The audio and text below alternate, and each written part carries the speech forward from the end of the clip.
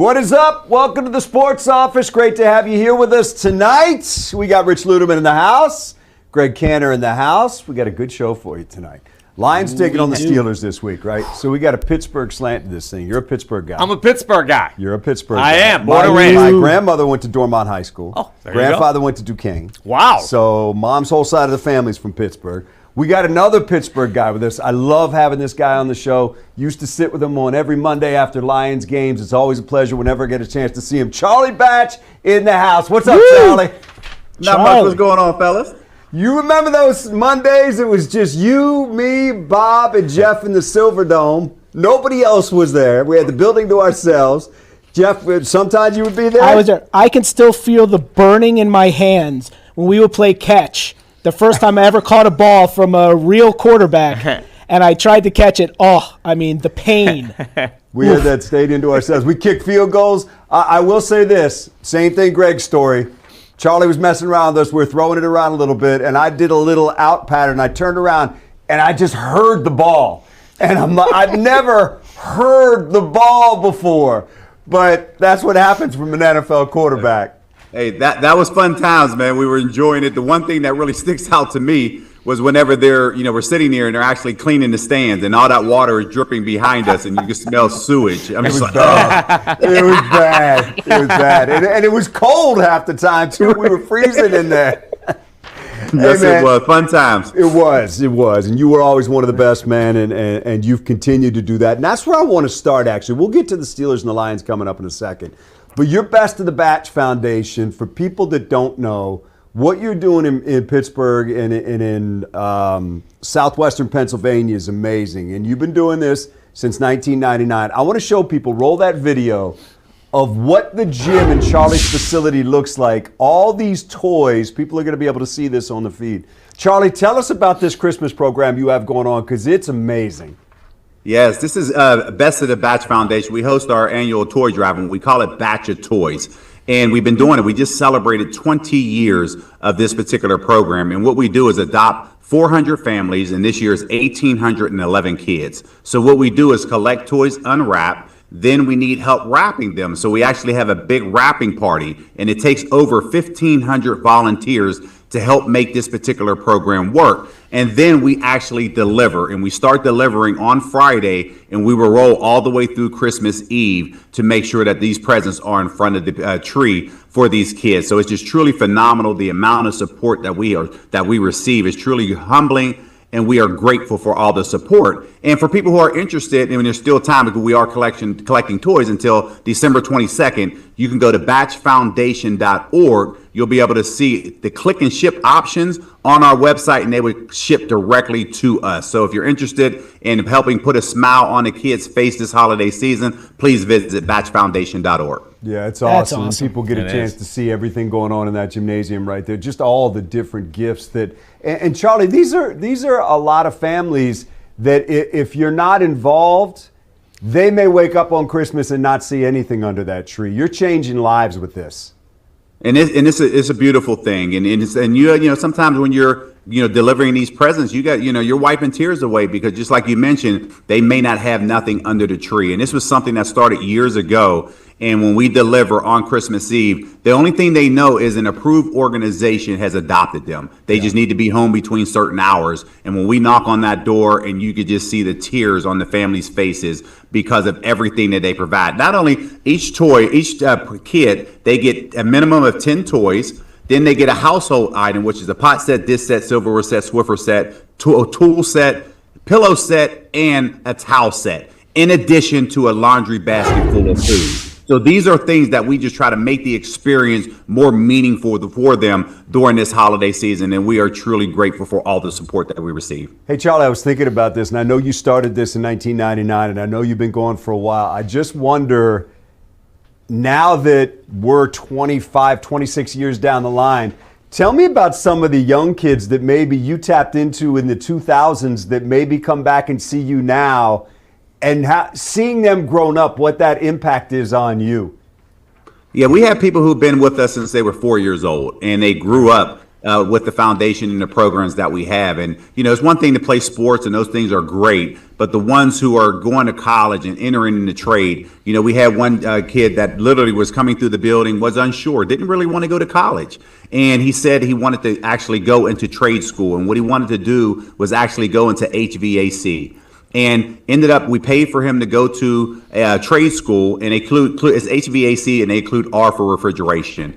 And when he got out of it, a 10-month program, he crushed it. And now he has his own business at 25 years old, and now is able to go into something that he loves. Those are stories that we truly appreciate, because school's not for everybody. But again, if you know what you want to do, trade school is a phenomenal option. And this is what we're seeing through it. So when we hear stories like that, those things are heartfelt, because those are the ones that are starting their business, but yet they're returning it by coming back and volunteering their time, telling their stories to the next generation in hopes of them, figuring out what life is going to look like for them. And when your AC breaks down in the middle of August and it's 100 degrees outside, you got somebody to call, right? Hey, I get bumped up the list in a hurry, so I appreciate that. Of course. That's good stuff, man. Just for a second, too, just give that folks that email or the address that they can tap in again, and just give them an idea of the programs, because I know you're touching 4,000 kids right now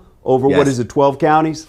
Yeah, so batchfoundation.org is the website. And what we do, we service over 4,000 kids annually in 9 counties throughout southwestern PA. We run 13 different programs, and we're able to do so because April of 2024, we actually completed and finished a development phase that we had here with the foundation. So we went from 5,300 square feet to 33,000 square feet. So we have a lot of different programs that we have. We have a sound studio in here. We have a dance studio, gymnasium, makerspace, STEAM lab, and a sound studio. And this is something that all of these kids have something to do. And what we tried to do was forecast what the future looked like for the next 15 years. Not now, but for the next 15 years. And gaming and coding is one thing in one room that these kids love to take advantage of. The one thing I'm disappointed at is the fact that there's not a pool table or a ping pong table in our building, because it'd be a placeholder for coats and book bags. And these kids just don't do the traditional games that we played growing up. But gaming and coding is something that they love to do. That's awesome, Charlie. Great job, man. And I don't think it surprises anybody that knows you at all that you're this involved. But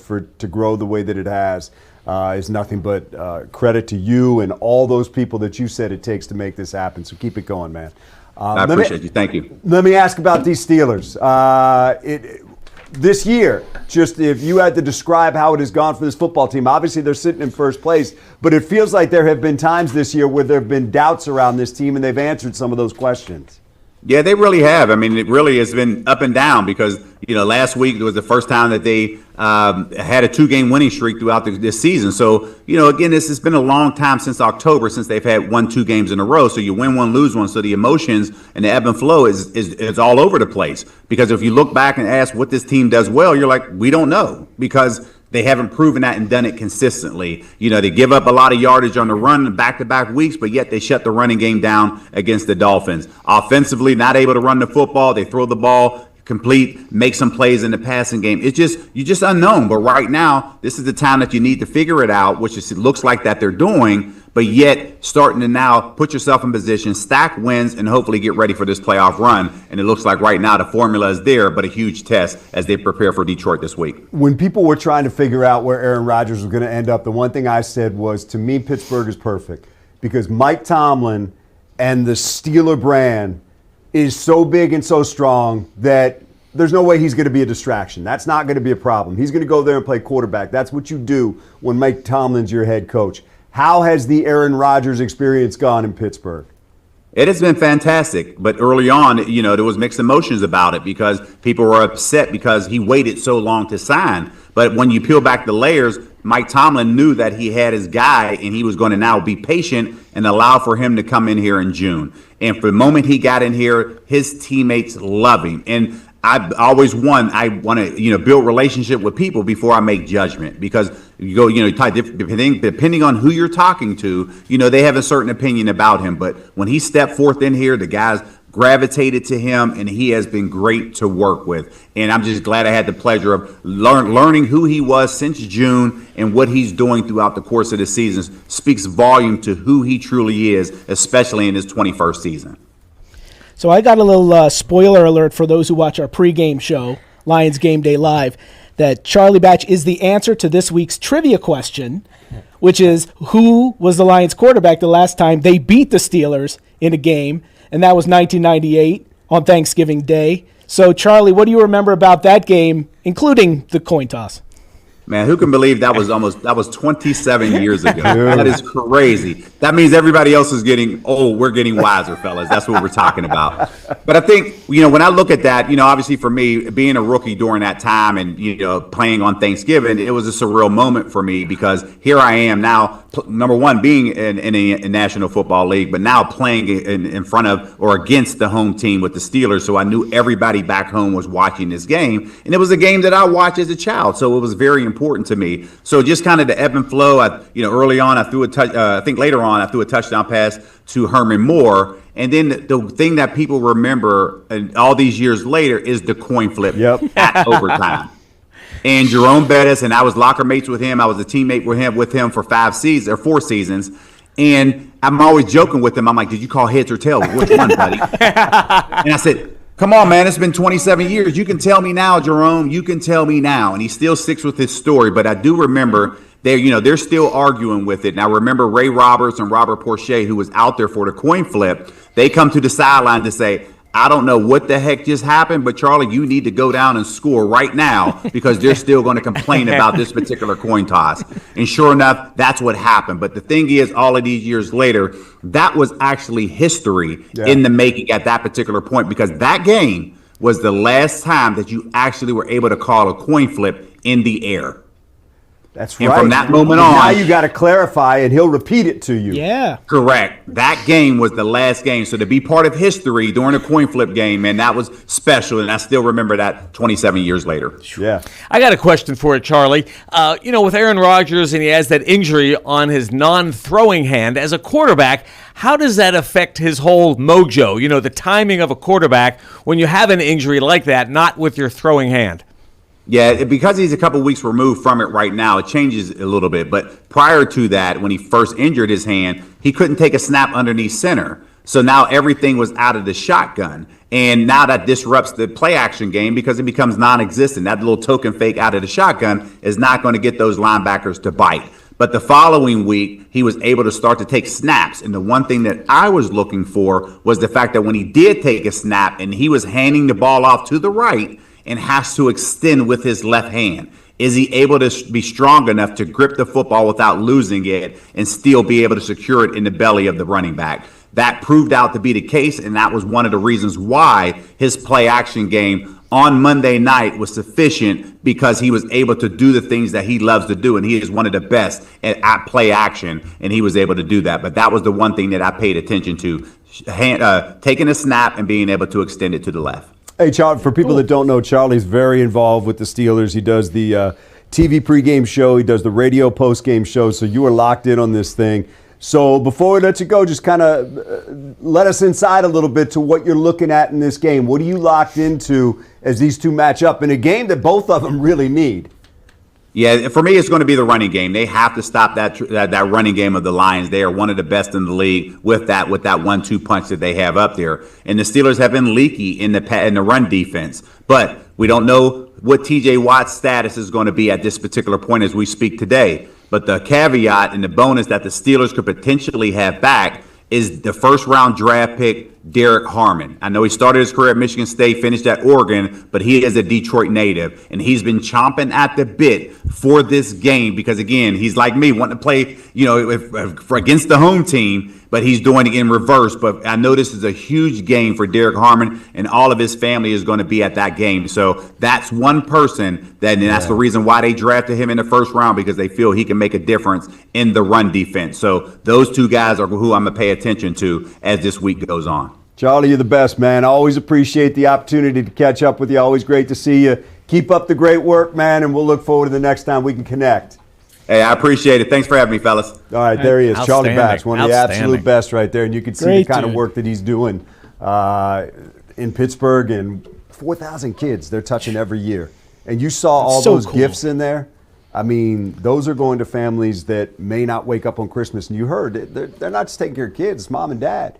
It's silverware, it's towel sets, it's things that change everyday's lives. And like I said, nobody that knows him will be surprised that he's doing this, because he has always been a top-notch guy, and it's great to see him. And I love catching up with him anytime we get the opportunity to do that. So, All right, we're going to come back. We're going to talk a little Lions on the other side. We're going to play us out with the house band. Fire it up, Z. Let's go. We got to hit this thing. House band. That's funny.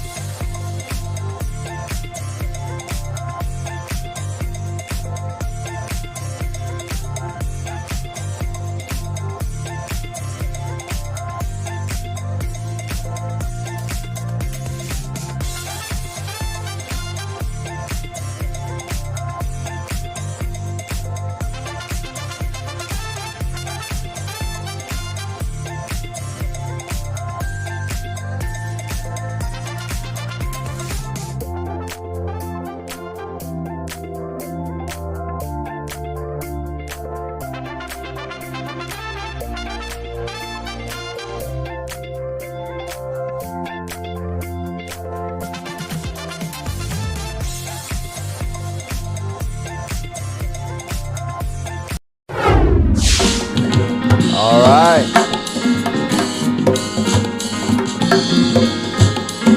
Go, Z. Smooth sounds. Very smooth. I don't have the voice for that, for jazz. So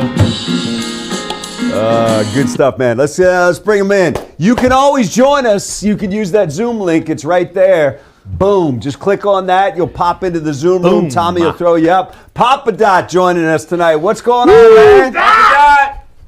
Unmute yourself, bro. Turn on that microphone. Turn on the microphone. Boom.